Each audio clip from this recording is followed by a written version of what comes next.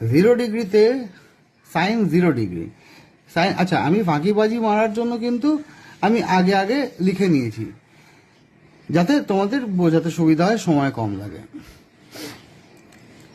এটা যে 0 degree, 0 degree মানে এখানে কোনো অ্যাঙ্গেল নেই, এখানে 0 ডিগ্রি, তাই তো? তাহলে এখানে এক্স এর ভ্যালু, এই যে এক্স কোঅর্ডিনেট আর ওয়াই কোঅর্ডিনেট, এক্স এর ভ্যালু কত হচ্ছে? আমি এখানে এই রেডিয়াসটা 1 ইউনিট নিয়ে নিয়েছি। এই রেডিয়াস দিয়ে আমি একটা সার্কেল এঁকেছি, এই 1 ইউনিটের রেডিয়াস। 1 ইউনিট মানে 1 সেন্টিমিটার হতে পারে, বা যে কোনো ইউনিট হতে পারে, মিটার, কিলোমিটার, তো যে যা খুশি হোক, আমি 1 ইউনিট নিয়েছি।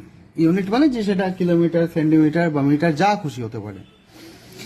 এখানে আমি 1 ইউনিট যে নিয়েছি রেডিয়াস, এটা 1 ইঞ্চি রেডিয়াস নিয়েছি।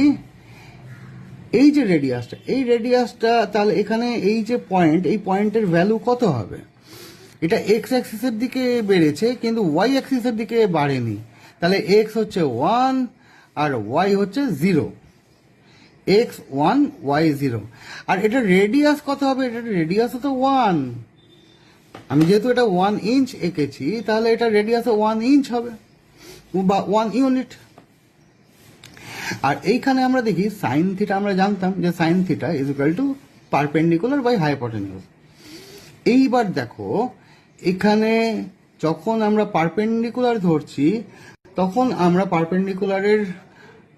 পারপেন্ডিকুলার ধরতে গেলে আমরা এখানে এটাকে এরকম একটা দিচ্ছি, এটা ওয়াই অ্যাক্সিসের দিকে বাড়ছে। তাহলে ওয়াই অ্যাক্সিস সবসময় পারপেন্ডিকুলারকে আমরা ডিনোট করছি, ওয়াই অ্যাক্সিস দিয়ে পারপেন্ডিকুলার ডিনোট করছি। তাহলে পারপেন্ডিকুলার বাই হাইপোটেনিউজ মানে আমরা লিখতে পারি ওয়াই অ্যাক্সিস ডিভাইডেড বাই আর, মানে রেডিয়াসকে আমরা আর ধরলাম।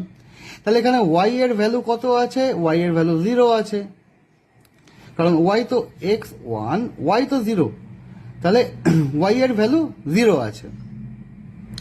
তাহলে 0/সামথিং, নিউমারেটরে যদি 0 থাকে আর ডিনোমিনেটরে যে কোনো নাম্বার থাক, তাহলে তার ভ্যালু কত হয়? 0। তাহলে সাইন 0 ডিগ্রিতে এইদিকে দেখো, সাইন 0 ডিগ্রিতে